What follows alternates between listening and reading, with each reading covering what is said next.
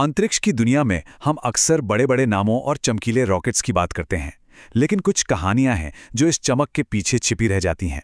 आज हम एक ऐसी ही कहानी पर से पर्दा उठाएंगे। ये कहानी है मैरी जैक्सन की, एक ऐसा नाम जो अमेरिका के स्पेस प्रोग्राम की रीढ़ था, पर जिनकी असली पहचान दुनिया के सामने बहुत देर से आई। तो कौन थी मैरी जैक्सन? सीधी सी बात है, उन्होंने इतिहास रचा था। वो नासा की पहली ब्लैक फीमेल इंजीनियर बनी, एक ऐसी हस्ती जिन्हें आज हम हिडन फिगर कहते हैं, यानी वो प्रतिभा जो नजर से ओझल रही। उनके इस एक जवाब में ही उनकी पूरी शख्सियत की झलक मिल जाती है। हुआ यूं कि एक जज ने उनसे मजाक में पूछा, क्या वो इंजीनियर बनना चाहेंगी?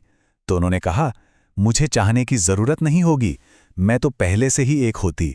ये सिर्फ एक जवाब नहीं था, बल्कि उस जबरदस्त आत्मविश्वास और इरादे का सबूत था जो उनकी रग रग में दौड़ता था। तो चलिए कहानी को एकदम शुरुआत से समझते हैं।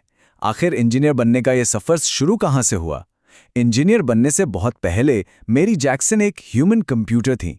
हाँ, उस दौर में जब कंप्यूटर मशीनें नहीं बल्कि इंसानी दिमाग हुआ करते थे। मैरी की नींव वाकई बहुत मजबूत थी। देखिए, उन्होंने हैम्पटन इंस्टीट्यूट से मैथ्स और फिजिकल साइंस दोनों में डिग्री हासिल की थी, और इसी शानदार एकेडमिक रिकॉर्ड के दम पर 1951 में उन्हें नासा में नौकरी मिली। ये वही संस्था है जो आगे चलकर, जी हां, नासा बनी। आज के डिजिटल जमाने से पहले ये ह्यूमन कंप्यूटर्स ही एरोनॉटिक्स की जान थी। ये वो बेहद होशियार महिलाएं थीं जो हवा की रफ्तार से लेकर प्लेन के डिजाइन तक हर मुश्किल हिसाब किताब को कागज पर ही हल कर देती थीं, ताकि उड़ानें ज्यादा सुरक्षित और ज्यादा तेज हो सकें। लेकिन लैंगली रिसर्च सेंटर में हुनर के साथ साथ भेदभाव भी था, और वो भी खुलेआम। मेरी और उनकी जैसी दूसरी ब्लैक महिला गणितज्ञों को एक अलग डिवीजन में काम करना पड़ता था। यहां तक कि उनके लिए बाथरूम और कैंटीन तक अलग थे। ये उनके रोजमर्रा के संघर्ष और असाधारण हिम्मत की कहानी कहते हैं। पर मैरी जैक्सन सिर्फ एक कंप्यूटर बनकर चुपचाप बैठने वालों में से नहीं थी। जल्द ही उनके करियर में एक ऐसा मोड़ आया जहां उन्हें उन दीवारों को तोड़ने का एक मौका मिला जो उनके और उनके सपनों के बीच खड़ी थी। ये मोड़ तब आया जब उनकी मुलाकात हुई इंजीनियर काजिमीर ज़ारनिकी से। ज़ारनिकी ने मैरी की असाधारण प्रतिभा को तुरंत पहचान लिया, और उन्होंने सिर्फ उनकी तारीफ ही नहीं की, बल्कि उन्हें इंजीनियर बनने के लिए आगे बढ़ाया। एक अच्छे मेंटोर की यही तो पहचान होती है। लेकिन ये रास्ता आसान बिल्कुल नहीं था। इंजीनियर बनने के लिए उन्हें कुछ एडवांस कोर्स करने थे, और ये कोर्स एक ऐसे स्कूल में होते थे जहां ब्लैक स्टूडेंट्स का आना ही मना था। जरा सोच कर देखिए, अपनी काबिलियत साबित करने के लिए मैरी को शहर की अदालत में याचिका दायर करनी पड़ी, सिर्फ एक क्लास में बैठने की इजाजत के लिए, और उन्होंने ये लड़ाई जीती भी। तो ठीक है, वो इतिहास बना चुकी थीं, पर नासा की पहली अश्वेत महिला इंजीनियर के तौर पर मैरी जैक्सन ने किया क्या? चलिए अब उनके काम की दिलचस्प दुनिया में झांकते हैं। उनका ज्यादातर काम बाउंड्री लेयर को समझने पर केंद्रित था। इसे आसान भाषा में समझिए, ये हवाई जहाज की त्वचा की तरह है। हवा की वो पतली सी परत जो प्लेन की सतह से बिल्कुल चिपक कर चलती है।